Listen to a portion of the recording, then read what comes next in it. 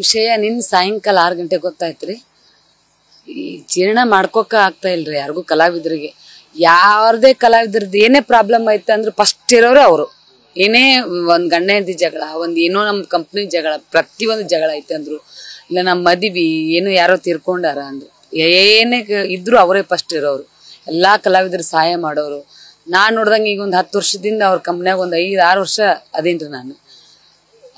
ಒಂದಿನಾನು ಇವ್ರ ಕೆಲ್ಸಗಾರು, ಇವ್ರು ದುಡಿಯೋರು, ಇವ್ರು ನಟರು, ದೊಡ್ಡ ನಟರು ಅಂತ ಭೇದ ಭಾವ ಯಾರ ಹತ್ರನೂ ತೋರ್ಸ್ಕೊಲಿಲ್ಲ ಅವರು. ಎಲ್ಲ ಸರಿಸಮ. ಅದ್ರಾಗ ಕೆಲ್ಸಗಾರ ಹುಡುಗರ ಮ್ಯಾಗಂತ್ರ ಭಯಂಕರ ಪ್ರೀತಿ ರೀ ಅವ್ರು. ಭಾಳ ಅಂದ್ರೆ ಭಾಳ ಪ್ರೀತಿ. ಎಲ್ಲರಿಗೂ ಭಾಳ ಸಹಾಯ ಮಾಡ್ತಿದ್ರಿ ಅವರು. ಇನ್ನೂ 2 ಮಕ್ಳಿದ್ದು ರೀ ಮದ್ವೆ ಆಗು. ಅವೆರಡು ಮಕ್ಕಳು ಮದ್ವೆ ಮಾಡ್ಬೇಕಾಗಿತ್ತೇನೋ ಅಂತ ನಮಗನ್ಸುತ್ತೆ. ಸಾಯಿ ವಯಸ್ಸಲ್ಲ, ಭಾಳ ಸಣ್ಣ ವಯಸ್ಸು. ಎಲ್ಲಾ ಕಲಾವಿದ್ರು ಬಹಳ ಸಹಾಯ ಮಾಡ್ಯಾರ ಅವರು. ಸಿನಿಮಾ ರಂಗಕ್ಕೆ ಹೋದ್ರು ವೃತ್ತಿ ರಂಗಭೂಮಿ ಹೆಂಗಿತ್ತು? ಇಲ್ಲ ಇಲ್ಲಿದೇನು ಬಿಟ್ಟಿದ್ದಿಲ್ರಿ ಅವರು. ಕಂಪ್ನಿ ಬಂದ್ ಮಾಡಿದ್ದಿಲ್ಲ, ಯಾವ ಕಲಾವಿದ್ರು ಬಿಡ್ಲಿಲ್ಲ. ಎಷ್ಟೋ ಜನ ಅಂದ್ರು ಕಂಪ್ನಿ ಬಂದ್ ಮಾಡಿಬಿಡ್ರಿ ನಿಮ್ಗೆ. ಆಗಂಗಿಲ್ರಿ. ಈಗ ಒಂದ್ 8 ದಿನ ಆಗಿತ್ರಿ ನನಗೆ ಫೋನ್ ಮಾಡಿದ್ರು. 8 ದಿನ ಆಗಿಲ್ಲ, ಭಾಳ ದಿನಾನು ಆಗಿಲ್ಲ, 8 ದಿನದಿಂದ.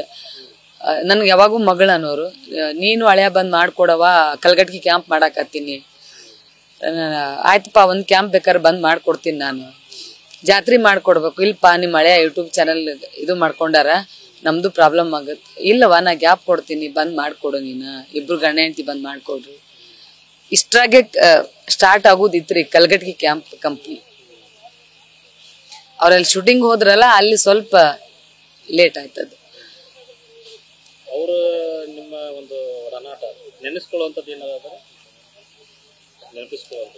ಬಾಳ ಘಟನೆಗಳು ಐತ್ರಿ.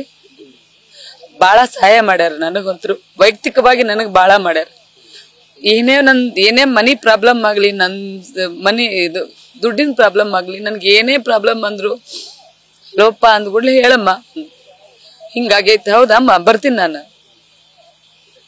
ಮೊನ್ನೆ ಒಂದ್ 2 ತಿಂಗಳಾಯ್ತು ನನ್ ಮನಿಗ್ ಬಂದ್ ಹೋಗಿ ಅವರು. 2 ತಿಂಗಳಾಯ್ತು. 2 ದಿನ ಇದ್ದು ನನ್ನ ಮಕ್ಳ ಜೊತೆ ಎಲ್ಲ ಟೈಮ್ ಕಳೆದು, ನಮ್ ಜೊತೆ ಟೈಮ್ ಕಳೆದು ಈಗ ಒಂದ್ 4 ದಿನ ಆಯ್ತು ನೋಡ್ರಿ ನನಗ್ ಫೋನ್ ಮಾಡಿ ಅವ್ರು. ಮಂಜುಳಾ ಮುದುಳ. ಕಲ್ಪನಾ ಸಾಗರ್ ಅಂತ ವೃತ್ತಿ ರಂಗಭೂಮಿ ಕಲಾವಿದೆ. ರಾಜು ತೊಳೆಕೋಟೆ ಅವರಿಗೆ ನಾನು ಸೊಸೆ ಆಗ್ತೀನಿ. ಅವ್ರ ಮಾವ ಅಂದ್ರೆ ನಮ್ಮ ತಂದೆ ಅವರು ಒಂದು ಒಳ್ಳೆ ಫ್ರೆಂಡ್ಶಿಪ್. ಒಂದೇ ಹೊಟ್ಟೆಲಿ ಹುಟ್ಟಿದ್ರತ್ಲೆ ಬೆಳೆದಿದ್ರು. ಹೀಗಾಗಿ ನಾನು ಸಣ್ಣವರಿಂದ ಅವ್ರಿಗೆ ಮಾಮ ಅನ್ಕೊಳ್ತಾ ಬಂದಿದ್ದೆ. ಇವತ್ತು ಅವ್ರನ್ನ ಕಳ್ಕೊಂಡು ವೃತ್ತಿ ರಂಗಭೂಮಿ ಬಡವಾಗ್ಬಿಟ್ಟಿದೆ. ಯಾಕಂದ್ರೆ ವೃತ್ತಿ ರಂಗಭೂಮಿಯಲ್ಲಿ ಹೆಸರು ಏನಾದ್ರು ಮಾಡ್ಬೇಕಾಗಿತ್ತಪ್ಪ ಅಂತಂದ್ರೆ ಅವ್ರೆಲ್ಲ ನಮ್ಗೆ ಸಪೋರ್ಟ್ ಕೊಡ್ತಾ ಇದ್ರು. ನೀವು ಹಿಂಗ್ ಮಾಡ್ಬೇಕು ಅಂತಂದು. ಆದ್ರೆ ಇವತ್ತು ಅವ್ರನ್ನ ಕಳ್ಕೊಂಡು ಬಹಳ ಅಂದ್ರೆ ಬಹಳ ದುಃಖ ಆಗ್ತಾ ಇದೆ ನಮಗೆ. ಅವ್ರು ಇಷ್ಟು ಜಲ್ದಿ ಸಾವು ಬರಬಾರ್ದಾಗಿತ್ತು.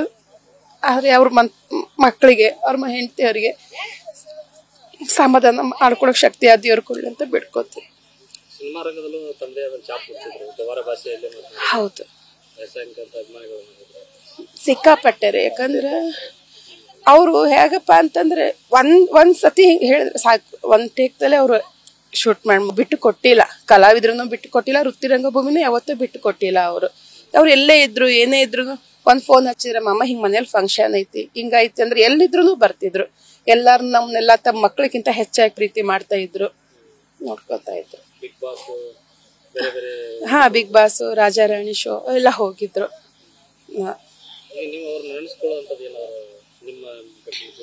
ನೋಡ್ರಿ, ನಾವು ನಮ್ಮ ತಂದೆ ವೃತ್ತಿ ರಂಗಭೂಮಿ ಕಲಾವಿದ್ರು. ಅವರೆಲ್ಲ ತೀರ್ಕೊಂಡು ಸುಮಾರು ಒಂದು 17-18 ವರ್ಷ ಆಯ್ತು. ಆದ್ರೆ ನಮ್ಮ ಈಗಿನ ನವ ಪೀಳಿಗೆಗೆ ಎಲ್ಲ ತಂದೆಕಿನ ಹೆಚ್ಚಾಗಿರೋರು ಇವರೇ. ಶೇಖ್ ಮಲಕರು, ಸಿದ್ದು ನಲವತ್ತವಾಡ್ ಅವರು, ರಾಜು ತಾಳಿಕೋಟಿ ಅವರು, ಜೇವರ್ಗಿ ರಾಜಣ್ಣ ಅವರು. ಆದ್ರೆ ಇವತ್ತು ನಾವು ಇವ್ರನ್ನ ಕಳ್ಕೊಂಡು ತುಂಬಾ ದುಃಖದಲ್ಲಿದೆ. ಒಂದ್ ತಂದೆನೇ ಕಳ್ಕೊಂಡಿದೆ ಅಂತ ದುಃಖ ಆಗ್ತಾ ಇದೆ. ಬಹಳ ಹೋರಾಟ ಮಾಡಿ ಇವ್ರು 4 ಜನ ಎಲ್ಲರೂ ಕಲಾವಿದರಿಗೆ, ಶೇಖ್ ಮಾಲಕರಾಗ್ಲಿ, ಜೇವರ್ಗಿ ರಾಜಣ್ಣರಾಗ್ಲಿ, ರಾಜು ತಾಳಿಕೋಟಿಯವರಾಗ್ಲಿ, ಸಿದ್ದು ನಲವತ್ತೋಡವ್ರಿ, ಕಲಾವಿದರಿಗೆ ಮಾಶಾಸನ ಆಗ್ಲಿ, ಕಲಾವಿದರಿಗೆ ಯಾವತ್ತು ಕಲಾವಿದರಿಗೆ ಬೆಂಬಲವಾಗೇ ಇದ್ರು ಅವರು. ಅಷ್ಟು ಕಲ್ಪನಾ. ನ್ಯೂಸ್ ಫಸ್ಟ್, ನಿರ್ಭೀತಿಯಿಂದ ನಿಮ್ಮ ಪರವಾಗಿ.